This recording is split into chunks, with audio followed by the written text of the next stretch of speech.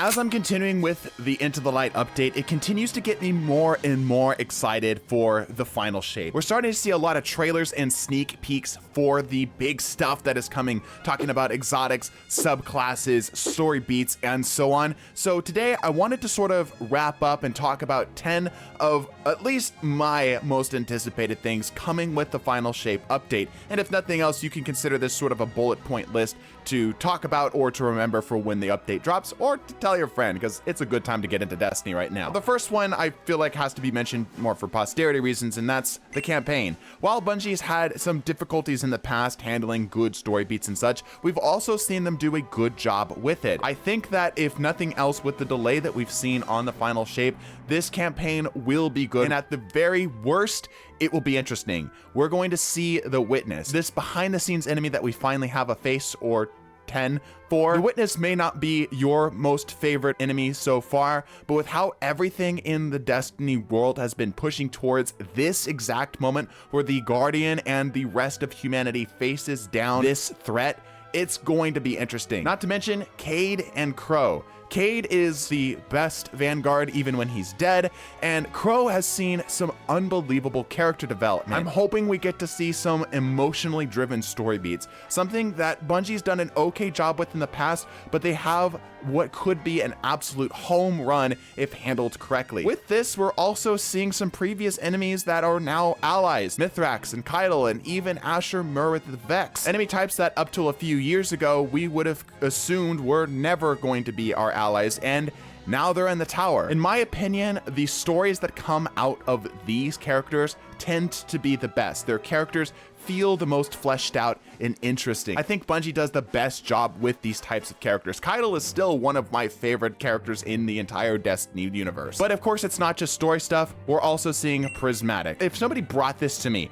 in a comment section, if they said, yeah, with the final shape, we're gonna get this subclass that's basically a kaleidoscope of every other subclass of fragments and aspects that we've ever seen, I would have assumed they were crazy or the age of 14 or younger. But sure enough, we're getting Prismatic. Prismatic's gonna open the door for build crafting in ways that we never even thought possible in the past, and I still don't think we truly understand the depths that Prismatic is going to do to our build crafting. This includes things like exotic interactions. Previous exotics that maybe didn't have that much of a place in the game might suddenly be really freaking good with the context that Prismatic is going to bring.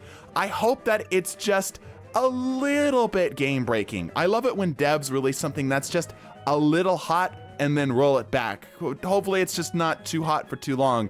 I don't need another day one stasis thing to happen all over again in Crucible. With Prismatic, of course, is coming the exotic class items. The first time we've seen a repeatable hunt for exotics that isn't just for stats. And with this, Bungie's talked about ways of changing how you're going to hunt down getting these exotic class items, and a lot of exotics as well. Ways that are just interesting and fun to play that also rewards these exotics. The amount of variety we will have with these exotic class items will be unmatched, to the point where getting a specific role will be hard enough that I feel like it'll be more rewarding to just lean into a unique playstyle that you end up getting. And of course, these are going to be powerful and offer us synergies that we could only dream of prior. The ability to get what was previously Titan Hunter or Warlock exotic perks on the classes that they don't belong in will inevitably bring some brand new playstyles that we've never seen in the past, some brand new power fantasies that we've never seen in the past, in a way that, like I said, I'm not even sure if we fully understand. Number 4, we're getting new weapon archetypes.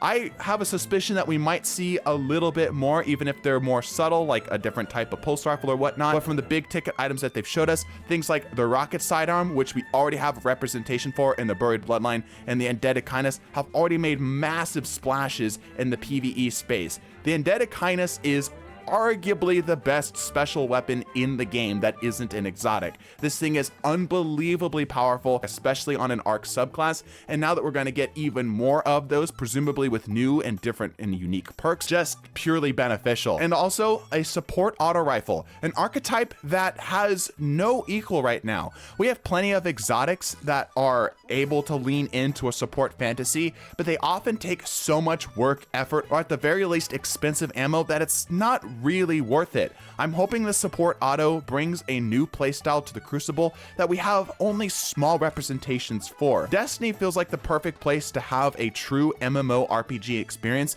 and one of the areas that's lacking is a true support playstyle. That playstyle that isn't necessarily getting all the kills in the front line, but is rather just buffing up the team. There is so much fun that can be had, or at least offering that to change up the palette, as it were, the flavor palette of what you could do in this game. We even saw a heavy trace rifle. We already have a heavy glaive. Who's to say we might not get more? Personally, I'm hoping for a special ammo sword. And I'm throwing this in the middle here. This could be at the end, but this seems like a new Bungie. This is more coming off of the back of the Into the Light update, but the Bungie that we're seeing feels different. There feels like there's a layer of humility coming through with Bungie. The previous notion of be careful of over delivery feels like it has gone firmly out the back door. It feels like Bungie is back to making a game and not a product.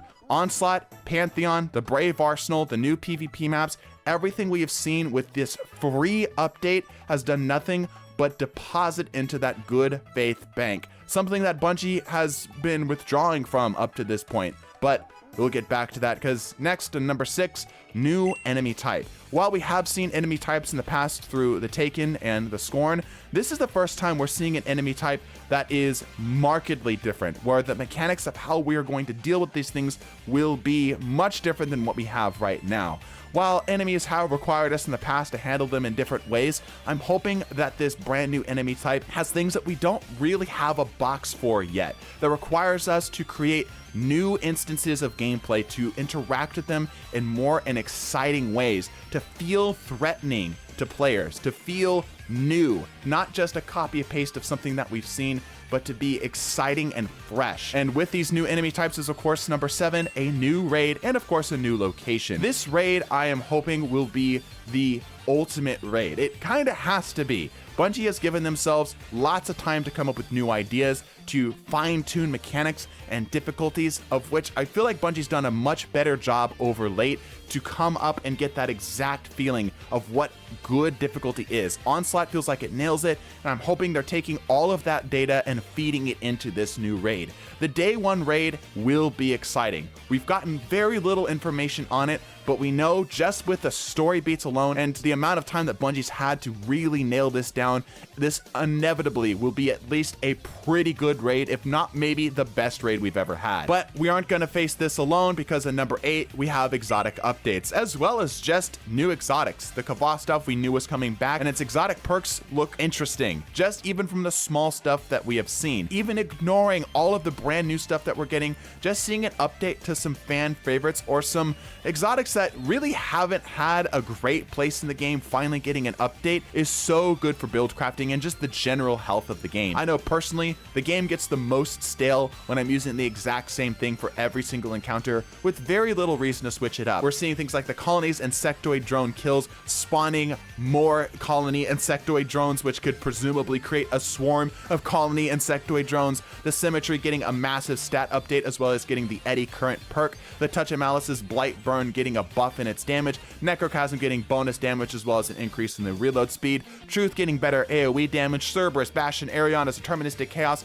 All these big and sweeping changes to exotics that have been here for a very long time that are now going to be a now critical part of future builds and future playstyles. And we're also seeing some interesting nerfs. I hope these nerfs end up panning out. We're talking the Divinity, Lament, and Osteostriga, but Bungie has been pretty good about keeping things in the correct path. So hopefully this doesn't end up being as shocking and detrimental to these exotics as we might think they are initially. Number 9 is the HUD update. The HUD update is something we haven't gotten too much information on, but from everything that we have seen thus far, and if you've played this game in any sort of higher end activity, you know that a HUD update specifically for those buffs and debuffs are desperately needed. But not even that. We mentioned that there is a playstyle that is being developed for support, and we've seen some information that would lend us to believe that we are finally going to be able to see our teammates' health, which will help out with that sort of playstyle, as well as the stuff that we already have, just keeping your teammates alive.